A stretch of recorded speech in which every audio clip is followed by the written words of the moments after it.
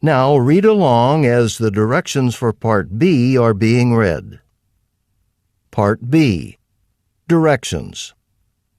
In this part of the test, you will hear longer conversations. After each conversation, you will hear several questions. The conversations and questions will not be repeated. After you hear a question, read the 4 possible answers in your test book and choose the best answer. Then, on your answer sheet, find the number of the question and fill in the space that corresponds to the letter of the answer you have chosen. Now we will begin Part B with the first conversation. Questions 31 through 34. Listen to a conversation between 2 students. So, how was the singing competition last weekend? You don't want to know. What do you mean? Wasn't it near the beach? That should have been fun. It should have been fun, but we only came in second place. Not only that, but we weren't even really able to enjoy the beach either.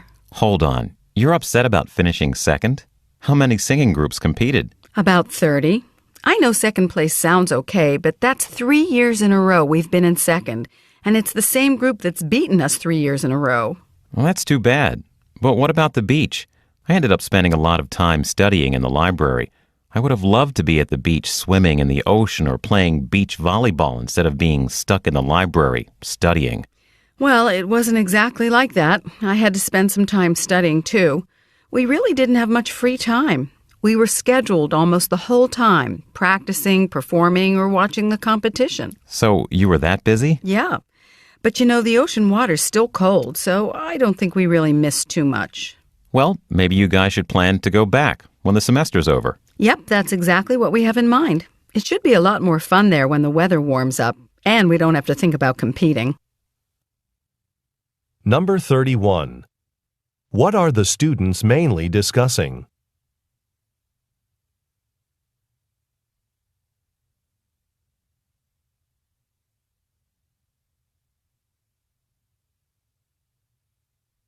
Number 32. What does the woman say about the winners of the competition?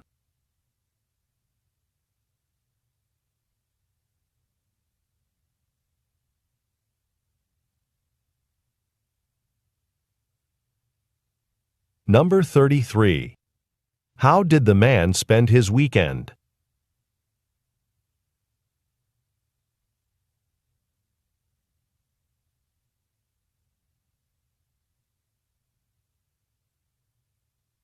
Number 34. What does the woman say about her weekend schedule?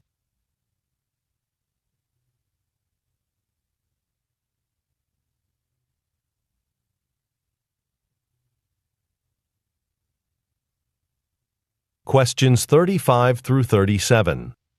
Listen to a conversation between a student and an art professor. Professor, I really like those sculptures by Brancusi. They have such simple, elegant lines. Yes, they do. Were there any other sculptors doing work like that? Well, yes. There was a sculptor named Isamu Noguchi. Noguchi actually worked in Brancusi's studio for a time, so Brancusi was one of several important influences on his work. Okay. Noguchi was born in 1904 in California. His mother was an American writer, and his father was a Japanese poet. And during his childhood, Noguchi lived in Japan. And when his mother hired a carpenter to build a house there, Noguchi helped out, and in the process came to love working with wood and other natural materials. Okay. Well, later, he returned to the United States and became an artist, then went to Paris, where he worked for Brancusi. So Brancusi taught him the art of sculpting? Yes, and a commitment to strict economy in his art. Economy? Yes, but not in the usual financial sense. In this case, the term economy refers to stripping away unnecessary details, emphasizing the artwork's basic form. Oh, okay. Also, after Noguchi had studied under Brancusi for a while, he took a trip back to Japan. And on that trip, he studied some traditional Japanese gardens, and he noticed how stone was used to create a very simple but elegant open space. So these gardens halfway around the world actually shared some of the defining characteristics of Brancusi's sculptures. And probably reinforced and, further shaped the concept of economy in Noguchi's mind. Undoubtedly. Number 35. What is the conversation mainly about?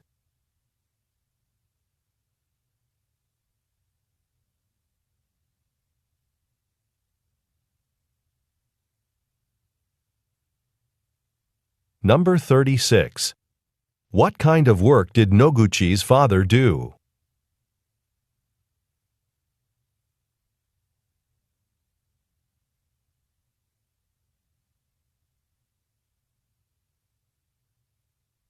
Number 37. According to the professor, what did Noguchi learn to do when he was a child in Japan?